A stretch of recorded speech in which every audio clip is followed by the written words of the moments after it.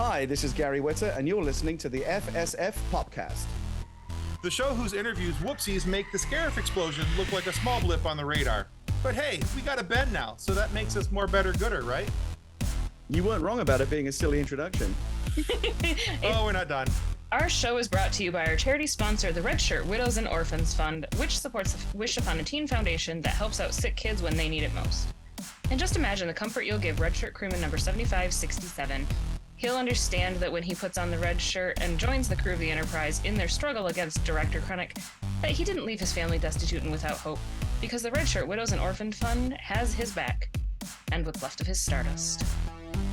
All right, guys, our guest today is an author, a screenwriter. He's the editor-in-chief for PC Gamer Magazine, both UK and US editions. You've seen his work with the Book of Eli and Rogue One as a screenwriter for those movies. And his latest novel, Gundog, just released for our nerdy consumption. So, yeah, we're going to want to check that out. We're going to talk to him a little bit about that as well here coming up shortly. We are very excited and ever so pleased as punch to welcome Gary Whitta to the FSF PopCast. Welcome to the show, Gary. Hello, thanks for having me. And just to clarify, I was the editor-in-chief of PC Gamer, but not for about 20 years now. That was like a whole other lifetime for me. I started in video games.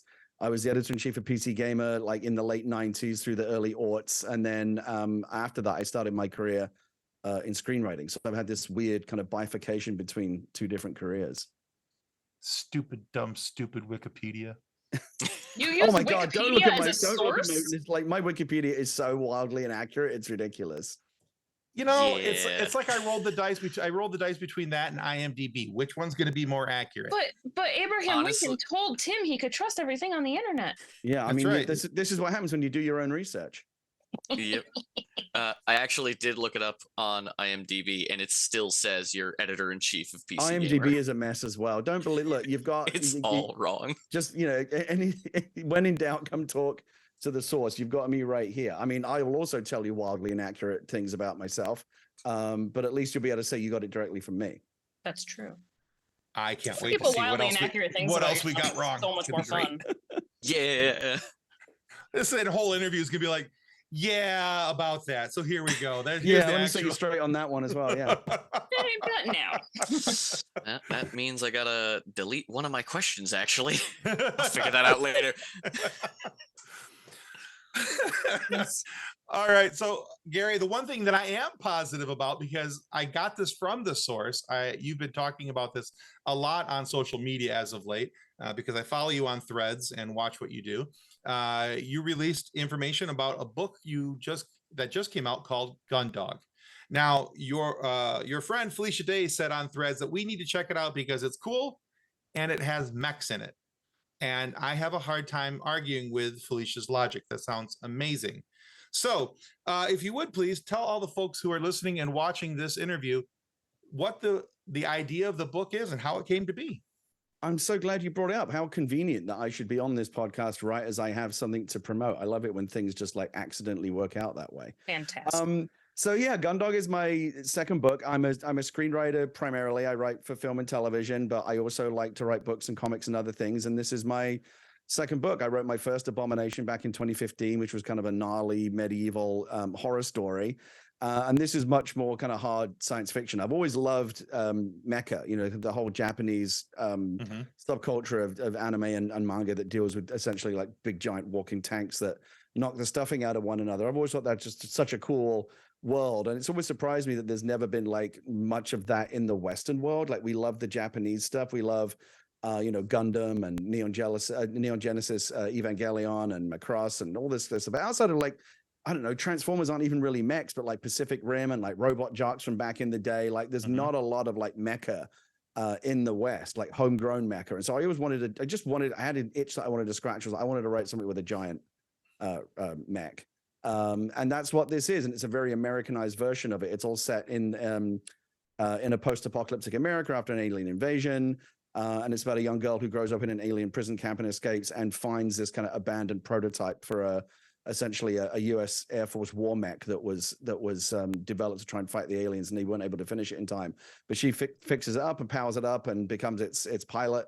and essentially uses this thing to kind of start a new human uprising against the aliens that have taken over the world. So it's it's very popcorny. I don't think it's going to win any awards or anything, but it was designed to just be a bit of fun. It's kind of just a fast page turner, popcorn roller coaster type ride, and so far people seem to be enjoying it on those terms. I mean, Okay, you sold me on it. Yeah. Right? I'm sitting here listening to you describe it going, well, I know what my next Audible purchase is going to be. Well, and the nice thing is you don't even need to purchase it, because I made it in a really weird way. I wrote this book during the pandemic, and the original plan was to self-publish it, because I just wanted to see what would happen if I did something without any kind of gatekeepers or traditional publishers or anything at all. Because, the great thing these days is anyone, right? You don't need the gatekeepers anymore, right? Anyone can start a podcast or put something, or, make their own movie on their iPhone and put it on YouTube, or self-publish a book, right? You can go straight to an audience. And there have been tremendous success stories in self-publishing. Andy Weir self-published The Martian, Hugh Howey self-published Wool, which went on to be Silo on Apple TV. 50 Shades of Grey, of course, was originally like Twilight fan fiction that then blew up and became a big thing. Right. So you can just go straight to an audience now. And I thought, I'll do that. But one thing that I learned during that process was my wife, Leah, listens to a lot of audiobooks on Audible, like 3 books a week. Like, she's voracious audiobook consumer. And I learned through her that fully 1/3 of all books that are sold are in the audio format. Like, 1 out of every 3 people that are like buying a book, they're buying the audio book to have it read to them rather than, turning pages. And I thought, man, if I'm going to self-publish this book, I kind of have to do the audio version as well. Otherwise, it's like 1 out of 3 potential, listeners, readers that I'm not reaching. And so what was fortunate was during the pandemic, a lot of actors and people that I know from my kind of day job, my Hollywood career, were sitting around with nothing to do, right? Because all the movie sets were shut down. No one was filming anything. And I reached out to a couple of good friends of mine. One was Shannon Woodward, who was on HBO's Westworld and has been in a bunch of really cool TV projects. She's amazing. Troy Baker from The Last of Us. And Yes. I said, would you be interested in narrating this book? And they did it just, for fun. And they narrated 9 hours of audio. We put Austin Wintory, a brilliant composer, put a full orchestral soundtrack on it, and we just put it out into the world for free last year as a 9-episode podcast, like a season of television. It's 9 hourly episodes, but if you listen to the whole thing, essentially that's the book. It's the audio book in episodic format, and we just released it all for free. So if you're interested in the book, but you're an audio book person rather than a page turner, a visual reader, you can just type Gundog into Audible or any podcast service, and it'll pop right up, and it's all free. Awesome. Well, I will be doing that as soon as we hang up. Really Then. cool. I know, I taught myself out of potential book sales there, but I did that when I decided to give the audio version away for free. And the original plan was to self-produce and self-publish the audio version. We put it out again. Anyone can put up a podcast. That's what we did. And the plan was to self-publish the book right after. But the podcast went on to be really successful.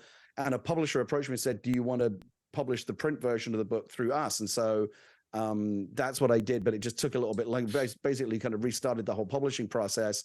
And so this weird thing happened where Gundog, the audio book, was out, I think, almost like a year ago. And only now, a year later, has the actual book that the audio version was translated from now on shelves. So I kind of did it in a weird way. I tend to make things up as I go. There was no like overarching like master plan or strategy to do this, which is why it ended up coming out in a weird way. But yeah, it's now available in all formats. The podcast is for free, or you can get an ebook, or you can go find an actual book on Amazon or in bookstores. Excellent, because that's my preferred book consumption way. I used to be a really big reader when I was a kid. I was a page turner. I read a lot of the classics and all those things. And then about 17, for whatever reason, I think it was because there was girls, I stopped reading books, and I was doing stuff outside and chasing girls and all these other things. And in the last couple of years, I've really gotten back into audiobooks, and it's a nice thing. When I'm driving in the car today, I was listening to Justina Ireland's new version, new book about the High Ground, or not the High Ground, but the High Republic, really, excuse me, the High Ground. That was Obi-Wan. Anyway, Yes. I knew where I was going with this. You didn't know where I was going with this. I knew where I was going with this. But yeah, so I just started, but that's where I spend most of my time. And if I'm going to listen to something or I'm going to read something, it means I'm going to listen to it. So yeah, I'm excited to know that's available. Yeah, you'll like it. And like I said, it's broken down into these episodic chunks. So there's like natural, you can binge the whole thing. But if you want to take a break, there's kind of like natural cliffhanger type stopping points as well. It's cool. Love it. That's fantastic. I'm more than likely going to grab both because I flip flop between like a physical thing I can hold and just listening. So the fact that I can get both versions is fantastic. So it's I've thought about this a lot about whether or not when someone says, I've read that, but it was the audiobook. Like, I don't know. I thought it's interesting because I made an audiobook, but I'm not really an audiobook listener. I prefer to read, right? I'm more of a visual reader. But I mean, I don't know if there's any science behind it, like whether or not you consume or absorb a book in the same way when it's being read to you by a narrator rather than you. Because I like to like stop and linger on a sentence or a phrase and read the book at my own pace. And obviously you can pause it as well, but like I just like to look at words.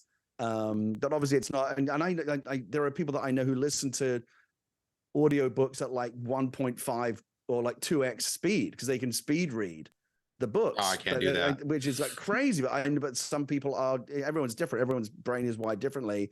I know people that listen to podcasts at like, twice the speed because they can listen to twice as many podcasts. But I know everyone kind of sounds like they're on helium. It's very strange to me. But yeah, everyone's different. And that's why we made it this way. The very, very first thing, or the most common question I got when I announced the book was, is there an audiobook? And I was like, yeah, it's you can actually go listen to it for free. So we've tried to cater to everyone. That's fantastic. I'm totally guilty of doing the audiobook with the physical book. Like I will read it while listening to it. Oh, really? I have both inputs. Then I'm watching the words as I'm listening to the words, and somehow that gets it ingrained in there a little bit further. Oh, that's interesting. It's kind of like watching a movie with the subtitles on and reading the subtitles at the same time. My wife does the exact same thing. See, I wonder if that's part of it, is that I can focus on both, because like when I read, I have a tendency to jump further down and then realize that I didn't actually read the paragraph, like I don't remember it. But if I have the speed like regulated with the audiobook and I'm following along with the words, then I actually like focus on them better. That's interesting. That's harder for me to do while I'm driving, but yeah. Yeah, no, I totally get that. Maybe not while you're driving. Can you not get like a book holder to like clamps onto your steering wheel? That would surely solve the problem. I just use a big rubber band as much as you like. Just rope it down. It'll be fine. Yeah, just tie off the steering wheel. Yeah, tilt your head every time while you're reading. I mean, people think I'm singing. I have a friend who for a long time put her Kindle over her speedometer. Oh, Jesus. Yeah, I don't ride with her. Oh, no. I don't ride with her. It's a dangerous idea. When it comes to audiobooks, that is like you tap into an entirely new section of people, whether it be people that are slightly neurodivergent like me. I have ADHD. I get both because there are some days where I cannot sit still long enough to physically read a book. So I have to put the laundry away and listen to it. I have to do something else and then absorb the book that way. Or there's people like my wife has dyslexia, where some days she reads the same word over and over and over again and it just doesn't click. So it's she's so interesting because you and I have a lot in common, because I'm also ADHD, like severely chronic. Like I remember when I took the test, the doctor at the end said, I said, do I have HD? And he's like, oh, yeah, I think there was like 98th percentile or something. It was really bad. Yeah, that's the joke that I love. It's like, I don't know what HD is, but I got 80 of them.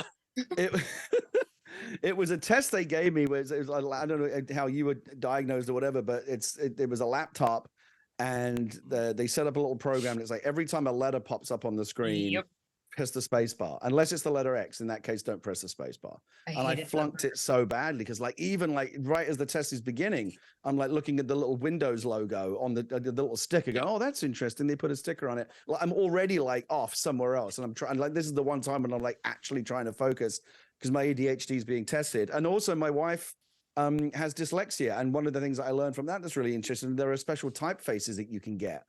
Like so when I give her, since I ask her to read, when I asked her to read my book, or if I ask her to read scripts, sometimes I'll give her the raw text, she'll import it into her whatever it is that she has on her iPad or whatever, and just copy it all into these very special fonts and typefaces that are made to be more easily read and understood by dyslexic readers, which I thought was really interesting. That is It's really very cool.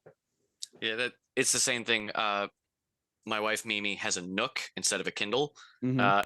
Same thing. You could just upload it in the dyslexia font, and that's the only thing she can read with for the most part, or at least her preferred form. Because there are days where she goes through the same sentence back and forth, and it just doesn't click in there. Interesting. But at the I same think a lot time, of it is, she eats through 80 books a year.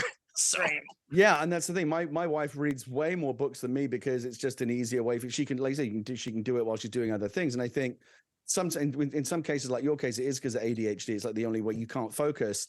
But I think with a lot of people, and with my wife, it's like she doesn't have time to sit and read, and so the only way to read is while she's also like is basically doubling up and doing it while she's doing something else. When our second child was born, you know, she spent a lot of time in a chair nursing, you know, for hours, you know, sometimes for hours, getting our baby to sleep.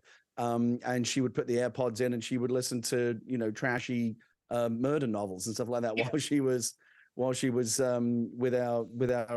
our baby. So it's sometimes it's a practical thing as well. Like, so when you're driving, I always have music or something on in the car. For some reason I can't listen. I have a hard time listening to podcasts and like spoken word stuff, but I love to listen to music in the car all day long. And if I don't have that, it feels very lonely. Yes, agreed. And now, a word from our show sponsor, Level Up Sabers. Their link can be found in the show notes.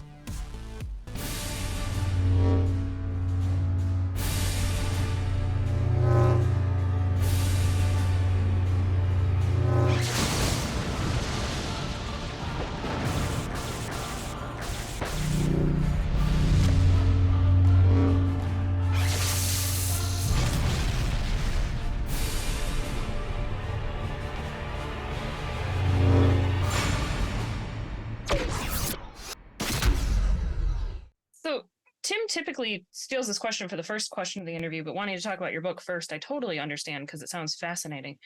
But usually he asks what our guest's origin story is. So what got you started in writing?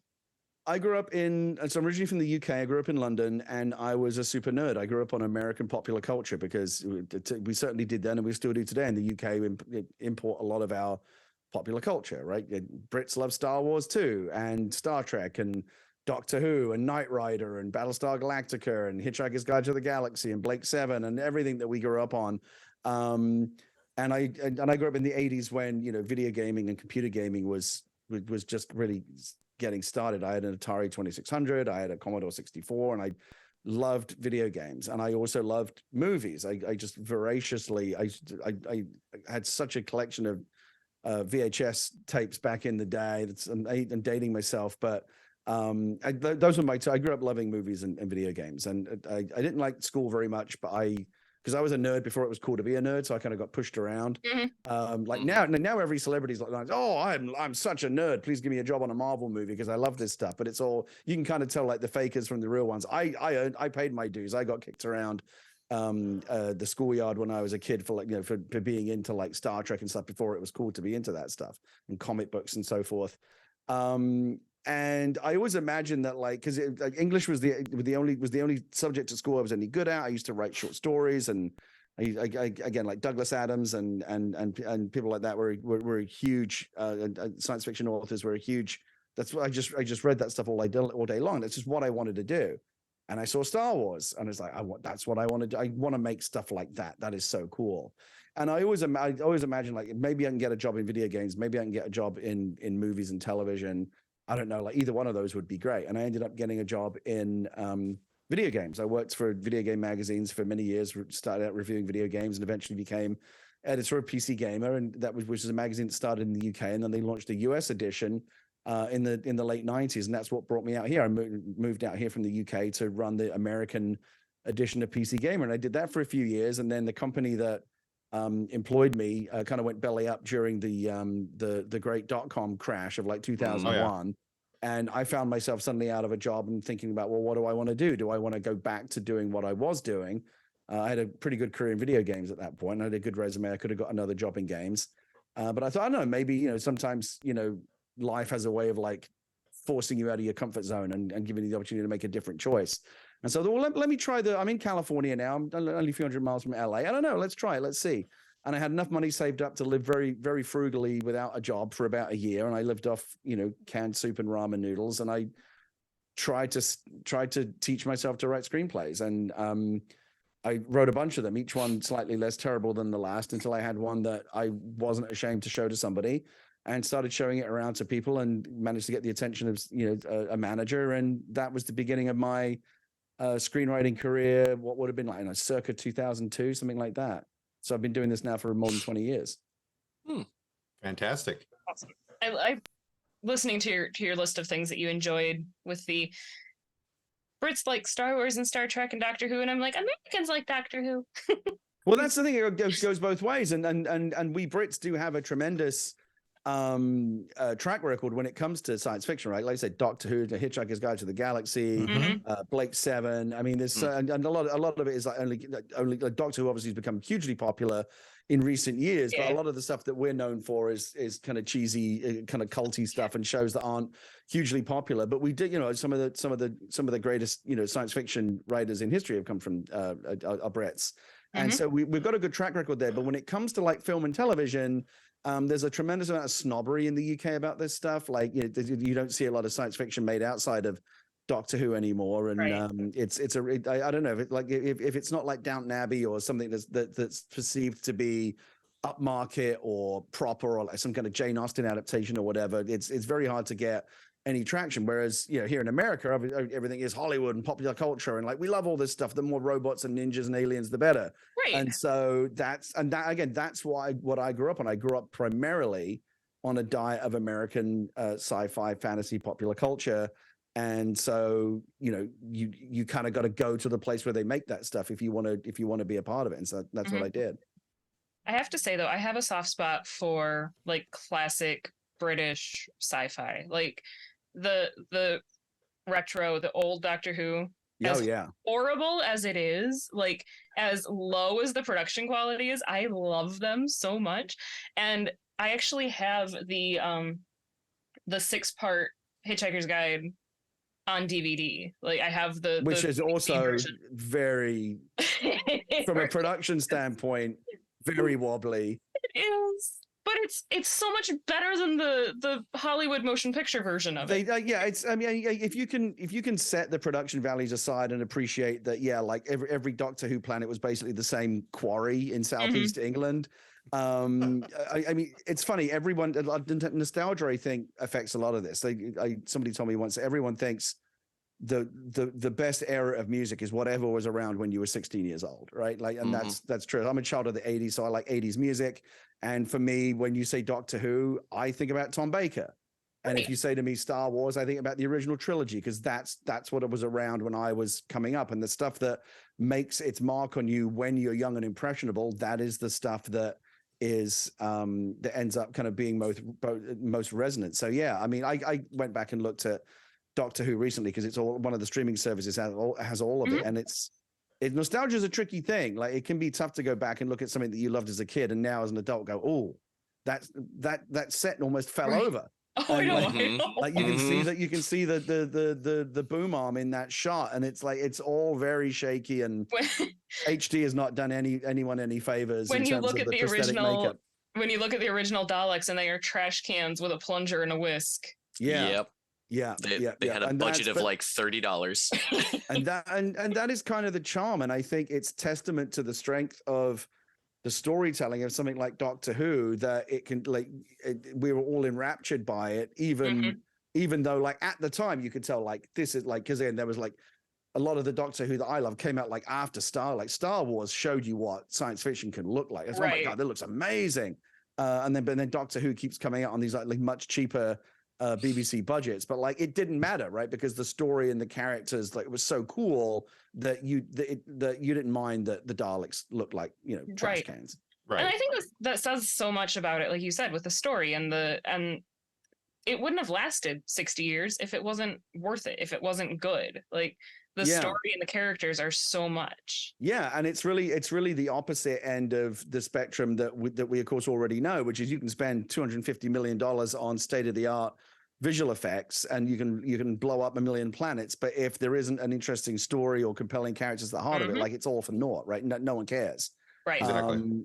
And again, Doctor Who shows that because they don't have any of those things, but they do have good characters, They do. and they do have good storytelling, and so that's what keeps you coming back. It's why it's why low budget sci-fi can still be really, really interesting because you can do a lot with very little these days.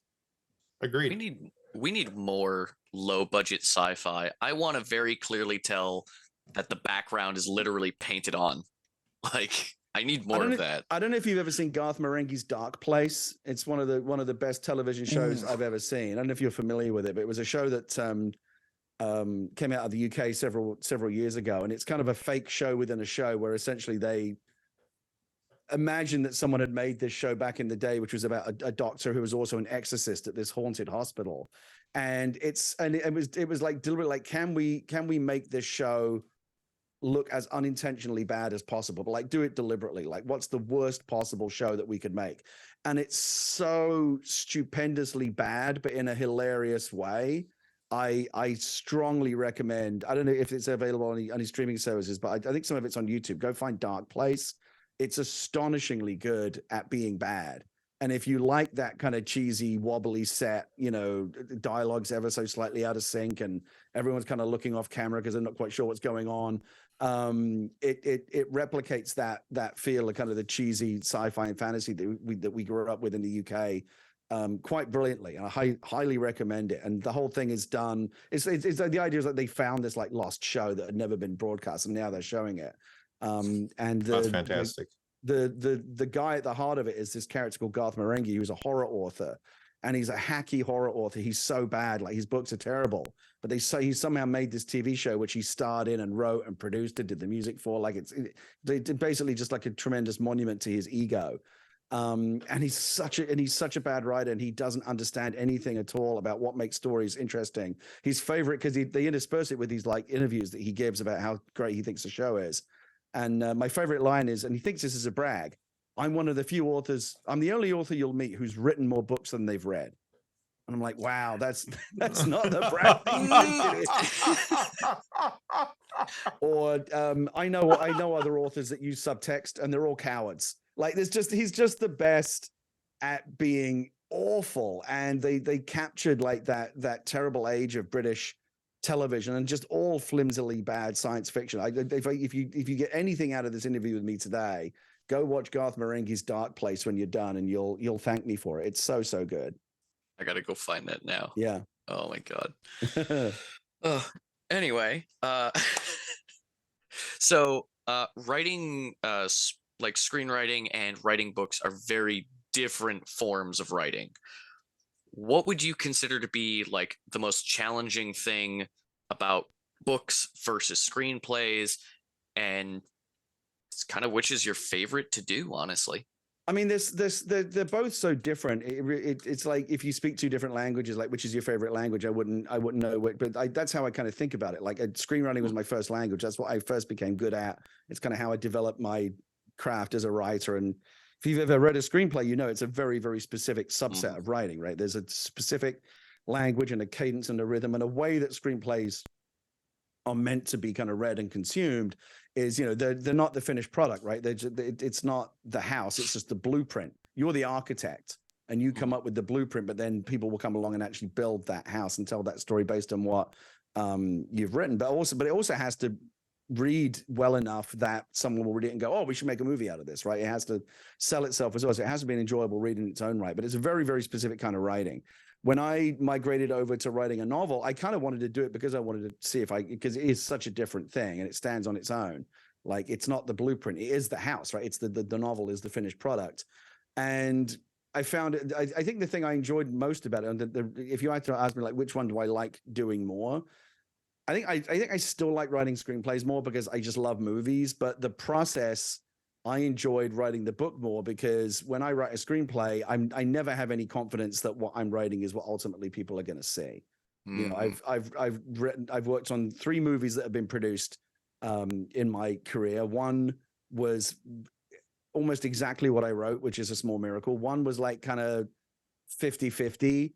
And another one was almost nothing like I wrote. So you never know what's going to come out at the end of of the Hollywood process. Like it's the chances of, if you want to be a storyteller, the chances of you being able to tell original story and have it come out of that filmmaking process in any way identifiable or recognizable as what you originally intended as a writer, very, very low odds.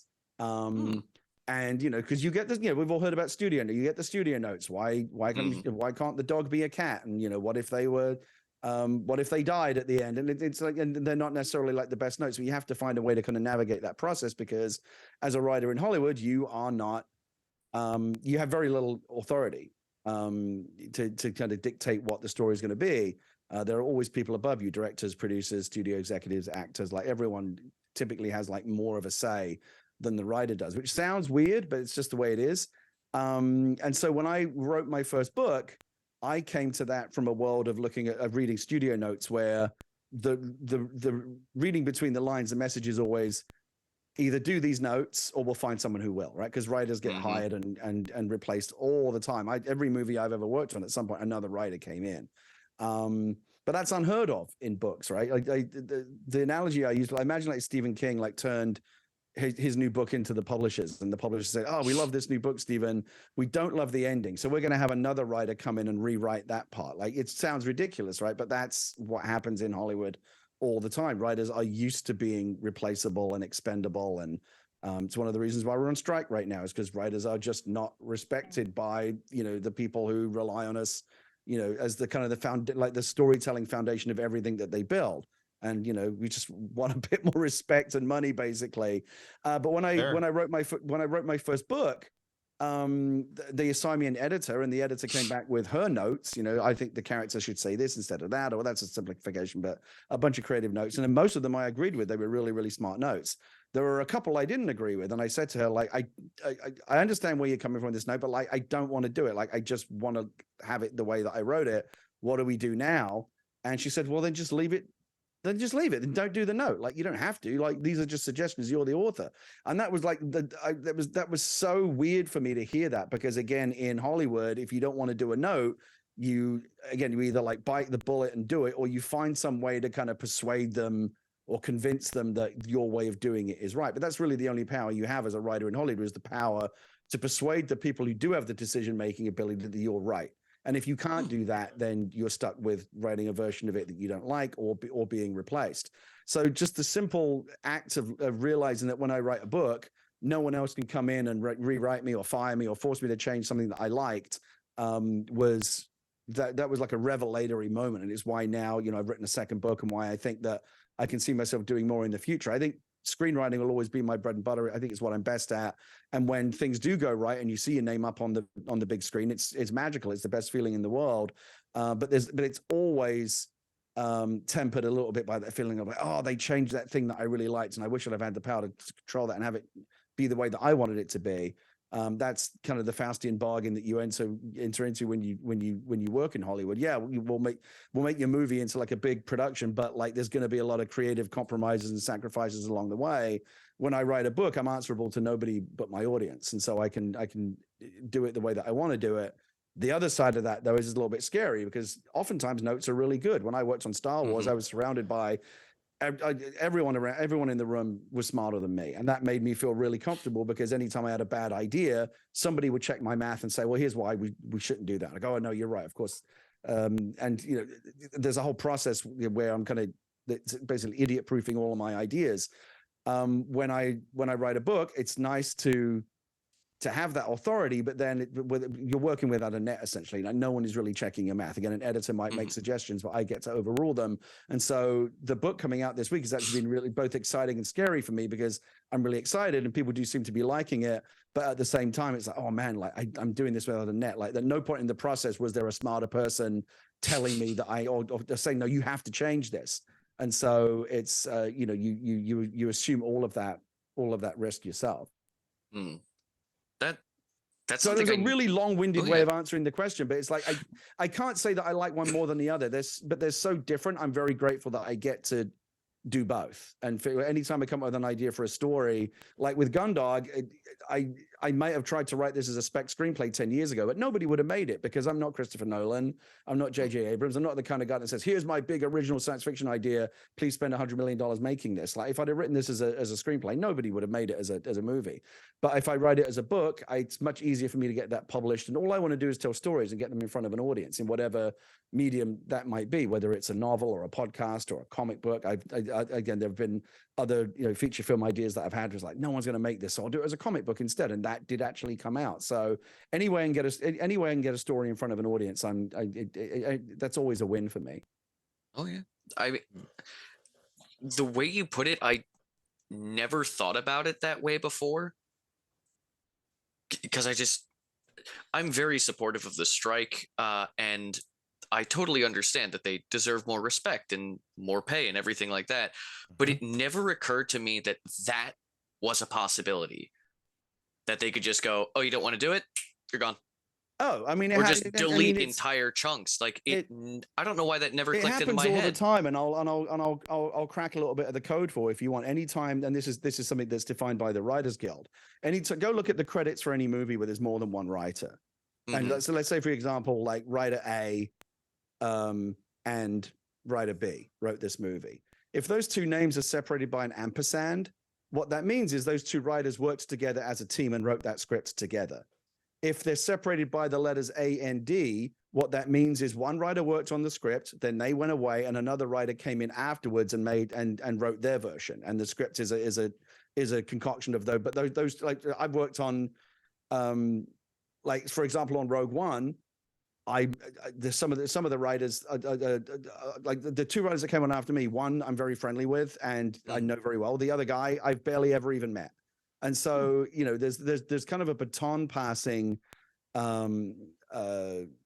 mentality where you basically take the script as far as you can go, and then someone else will come along with fresh legs and fresh ideas and fresh eyes and will make it better. But there's no guarantee that those writers ever even met or had any consultation or discussion at all. You just inherit the scripts. I've done it where I've come on after someone else left the project and I just inherited the script, and the studio will say, well, listen, we like this script, but we don't like this, and this, which is why we got rid of the other guy. Now, can you fix it? And it's not my favorite thing to do. I don't like being writer B. I don't like being the guy that comes in fixing other people's work. I like to kind of work from scratch.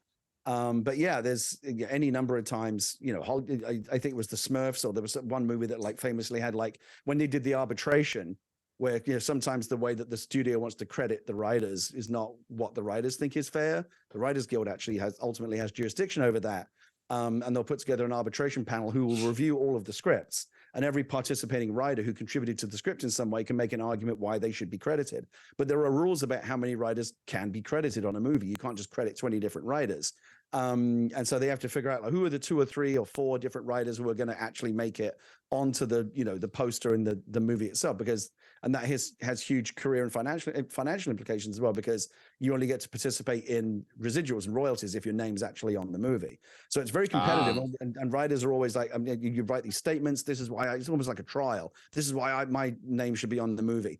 And I remember one of my friends worked briefly as an arbiter. It was their job to kind of review all the scripts and ultimately decide like which of the writers deserve credit on the film, like whose work is most present in the finished film, essentially. And there's no way to kind of mathematically define that. There is kind of a formula for it, but you have to just kind of, they have very experienced writers doing it, because they have to figure out like whose DNA is more in the movie than someone else's. On some of these big studio movies, you can have 20, 30 writers come and go, and they all want credit. Wow. But you can only credit 3 or 4, and you have to read 50, 60 different drafts of a script and figure out, well, who really has ownership of this, and comparing that to the finished script, who really has ownership of the finished movie. I've been through arbitration on every movie that I've written, and it's always like, no writer loves it. It's horrible. Again, nice thing about a book, one writer. Yeah, you don't need to worry about that. You just that probably, oh my God, that gives me a whole lot to think about. There's a lot going on that I got to process here. And that's my life. Like one of the reasons why I was happy to write this as a book is like, I'm always, anytime I'm working on a big studio, especially like a big studio movie, I'm always waiting for someone to pull the rug out from under me. Either, maybe I get fired and they get replaced, or the whole project goes down in flames. I worked on a big studio movie for 20th Century Fox a few years ago, wrote a script that everybody loved. Had a great director, had cast Idris Elba, Andy Serkis, $40 million in pre-production, costume sets built, 6 weeks from production, and then Disney bought Fox and killed the movie because they just didn't want to make it. And so these things can just get taken away from you. I mean, and it gets worse, right? I'm sure you heard about what happened with Batgirl, right? That was a finished film. Yeah, and right. And now you've got 86. movies even being removed from streaming services, basically being like airbrushed out of existence, like Stalin or something. Oh, this movie I forget you ever saw Westworld. That's not on HBO anymore, right? It's like, what? It's so the idea that these things can be taken away from you is terrifying. And so what I liked about doing this as a book is like no one could ever pull the rug out from under me because I own the rug, right? There's no one above me. I don't. If you can find a way to do creative work without having to ask for anyone else's money or permission, or at least like reduce that to the bare minimum, that's when I think you'll be most satisfied. Because the golden rule is that he who has the gold makes the rules, right? And if I'm paying $100 million to make your movie, you better believe I'm going to have a say in it, right? Like I'm going to have opinions too, and that's valid. Right. But I think it's often the trickiest thing about Hollywood is that somebody said to me once that it's Hollywood is fundamentally kind of busted because it tries to marry art with commerce, and the two things don't belong together. And when they do collide, and it's irresistible force meets a movable object, commerce will ultimately always win. And so it's a tough business to be an artist in. And it's why I always say to people, if you want to be a screenwriter, if you want to write movies, really, really think about like what it is that you want to write. If you were that kid, who the kid from Cinema Paradiso or the kid from The Fabelmans, who's like looking up at the screen, just like in awe, like I was with Star Wars, going, oh my God, the magic of the movies. I'm being transported to this other place. I want to do that. If that's what you love, then by all means write movies. Just know it's going to be really hard and put up a fight. But if you just like to write and tell stories, consider writing almost anything else. Write novels, write comic books, write almost anything that will give you a higher percentage chance of getting your story in front of an audience in a way that you are proud of and recognizing and say, yeah, this is mine. Very cool. This went a whole different way than what I thought this question was going to. This is kind of like a funny podcast, thing. And I feel like I've just been a massive downer. No, this is absolutely fantastic. This is good stuff. One of the things that we love about the show is that we bring people on, Gary, and we have a preconceived idea of how things work in our little worlds. And sometimes we get to have that curtain peeled back, and we get to see what else is really going on in the world. And so it's kind of nice, especially amidst the middle of the strike and what's going on, to kind of understand a better position as to where you writers are at and what you're dealing with and what's going on. I think that helps a lot of everybody else because there's a lot of people out there who don't understand. They're just like, oh, a bunch of whiny millionaires are striking, and they don't understand what's at stake. They don't understand. Well, and let me take the opportunity to correct that. I mean, even the actors, it's easy to point at actors. Well, aren't you rich actors? Well, like 95% of actors aren't rich, right? They're people that are struggling. You see that the ones that you see are by definition the most famous and the most rich. But like there's a million other. Oh, that guy, he was on. I know him from something. Like those guys aren't making very much money at all. Right. Good old Soldier B in the background. And writers generally, again, it's some of us. I got 20 years in features, and I've written some big movies. I've done okay. But a lot of writers really, really struggle. A lot of them can't even make enough to, get the health insurance that the union. You have to make a minimum every year in order for your health insurance to kick in. And most writers and actors don't even make that minimum. And so there's a lot more going on with the strike in terms of writers' rooms and residuals and AI and a million different issues that are at stake. But they all stem from fundamentally the same problem, which is the billionaires that run Hollywood I think just don't have any respect for, and I think kind of resent the kind of the sweaty nerds that they rely on to tell the stories that make them all the money. Right. Nerds run the world. Yeah. The geeks inherited the earth a long time ago. But I don't think the billionaire yacht havers like that very much. Right. They haven't caught on yet. So no, because I think they hate the fact that like we don't need them as much as they need us. Like again, you can go to YouTube, you can go anywhere, you can get your iPhone out and make a movie, and there's a million different ways to tell stories. But the big studio guys and the tech bros that now run half of Hollywood can't do it themselves. This is why they love the AI. Oh, well, we'll just make a computer will do it, right? No, it won't. I mean, I don't know if you've seen any of the stuff that AI has made. Like, it makes me laugh every time I'm on Twitter and some tech bro will go, "Can you believe that an AI made all of this?" And I'm like, "Yeah, because it looks like shit. I can easily believe that." Yeah. Yeah. Oh, a painting with 12 fingers. Oh yeah, I love the hands. Did you see the other day? I can't believe this is true. It's like we're living in a parody universe now. Like, you know, you can't tell the difference between an Onion headline anymore. Criminals are now Oh no. buying and using fake prosthetic fingers so that if they're caught on tape committing a crime, they can say, "Well, that's AI. AI. Look, my fingers are all messed up." Oh no. That's Oh, brilliant that's in a way that it horrible. shouldn't be. Yeah.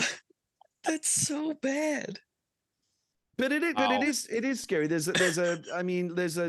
don't know. Again, it's just a whole different conversation, but I think we are in a very post-truth world. There's a very funny Twitch channel right now, which is like a fake Trump and Biden debate, and it's all done using AI voice generation. Oh yeah, I've seen this. But like this is one of the things that AI is actually good at. It sounds flawless. Mhm. And Right. we're going to enter an age where, like, I don't know, audio and eventually video evidence in like criminal trials is going to be basically worthless because there's no way to just distinguish it from something that's been Correct. made in AI. The Yeah. Running Man was very prescient. Remember the Running Man where they just Mhm. faked the footage? Like that ended up being exactly where we are now. You just, if you don't like reality, just change it. Correct. Uh, just to quickly touch on that, like the Twitch channel you mentioned, or how they're like replicating voices. That also goes into the strike because one of the TikToks people I follow, they had their voice in a hot sauce commercial. Mm-hmm. They never did that commercial. That was all done with AI. Mhm. Mhm. And now they're trying to sue that company. And it's a whole thing. And so, writers are saying one of the things we want is like we don't just want AI not generating content, but like we don't want you using the stuff that we write to train AI to teach it how Right. to write. Yeah. And Correct. actors don't like having their voices used for things that they never consented to. So this is like a whole new thing that has to be contractually dealt with. One of the things that came out during the strike was actors telling stories about just like day players, right? People that show up for like bit parts in Marvel movies have to basically go in a truck where they get like their full face and body scanned and put into a 3D computer model, which Marvel then, because you signed a piece of paper, they then have like, they can you'll show up in a Copy movie 20 years from paste. now that you weren't even in, but you're like, oh wait, I'm in this movie? Yeah, because you signed that all away when you wanted to do a Right. Marvel movie, right? So you signed the piece of paper. Well, guess what? We own your rights now in perpetuity.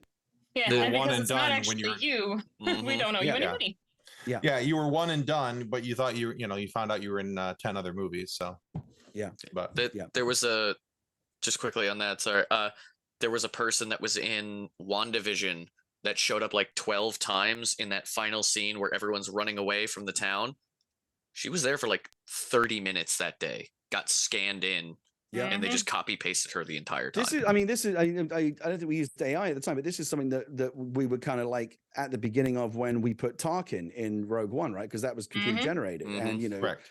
I made the argument that Tarkin should be in the movie because, it's right next to Star Wars and he's there on the Death Star. Like, I don't know how you Right. tell a story about the construction and destruction of the Death Star that takes place like 48 hours before A New Hope and Tarkin's not there. Like, it seems weird.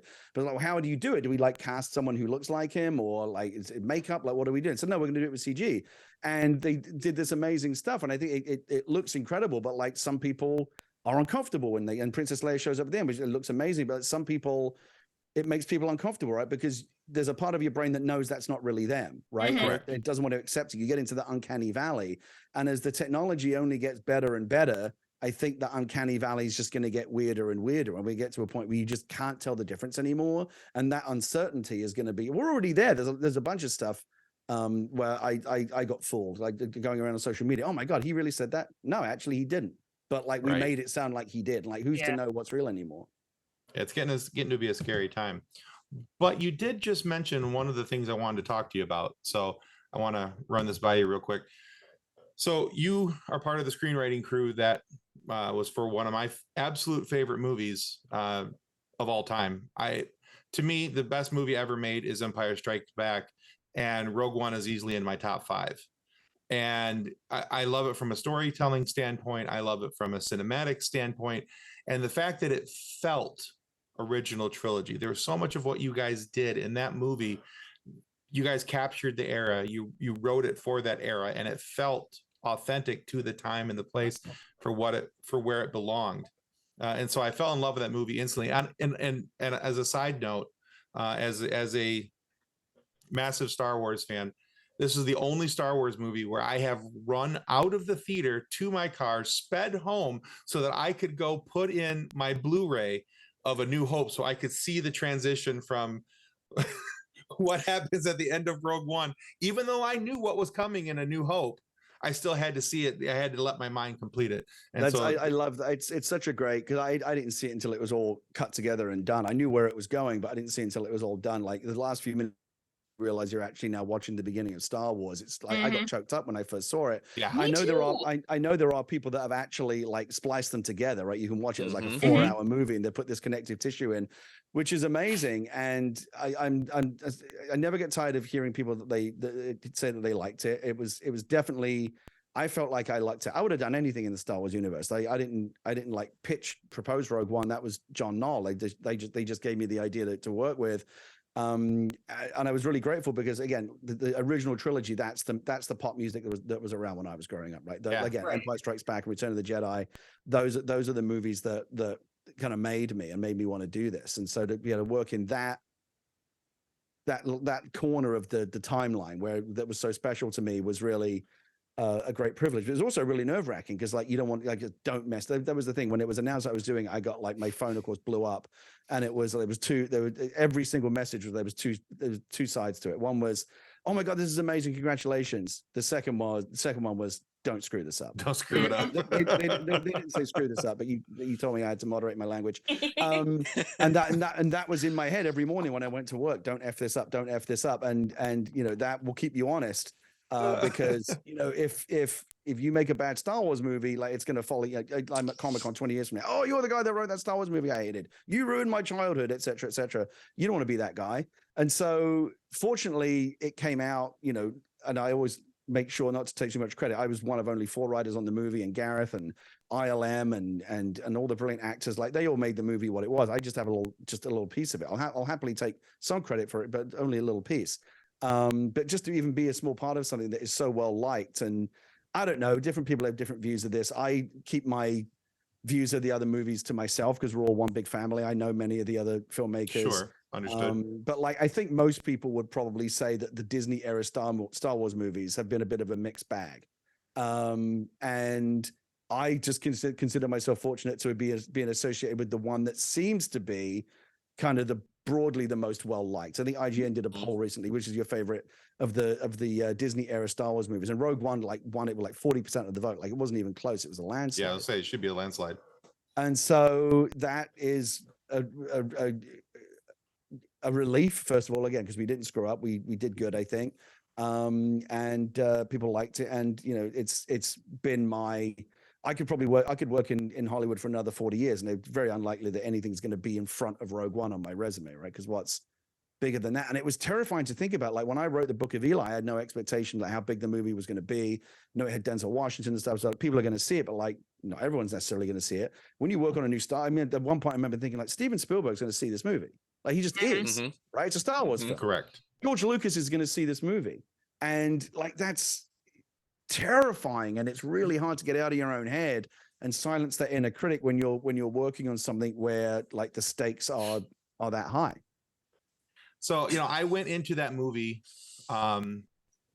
with incredibly low expectations because I was so nervous of setting myself up into a point where it was going to be a letdown, you know, because the trailers for it had looked so good, and I liked the idea of getting to this point where we saw what was going to happen right before A New Hope, and I just thought that time frame should be so cool. But I was like, in my brain, I'm like, you know, don't get worked up about it. It might suck. And by the end of it, I was literally like pushing my family out of the theater so that we could get home because I wanted to see A New Hope so badly.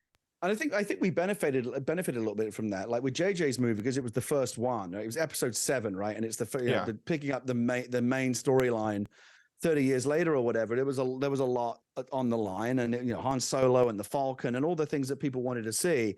Like I think the expectation and the trailer for that was really cool as well. So the expectations were super, super high. Mhm. Right. We had the benefit because we were this odd little thing and nobody quite knew what it was, and there was a lot of discussions about making sure that people understood that this wasn't one of the saga films, that Right. this was a stand, because we were the first standalone. And we had to, there was a marketing question, like, how do we make this? There were a lot of questions, like, is there going to be an opening crawl? Are we going to have like the classic Star Wars fanfare? Is it going to have like all the furniture of the Star Wars films, or do we want to try and do something different? And what we realized, what Lucasfilm really encouraged us to do was like do something different. Like, we want these to be distinguished from the saga film. So there is no opening crawl, right? The movie, like from the very beginning, the fact that the movie opens in a different way is kind of like telling you, it just kind of goes bam, right, a long time ago, Right. And you know right away, oh, this isn't like the Star Wars movies that you grew up with. And I think it still has that DNA. It still feels like a Star Wars film, but we were able to do things that just weren't in the language of Star Wars films before. Like, so we didn't have any of the iris wipes or any of the kind of the edits that make Star Wars films that George originally kind of took from Flash Gordon.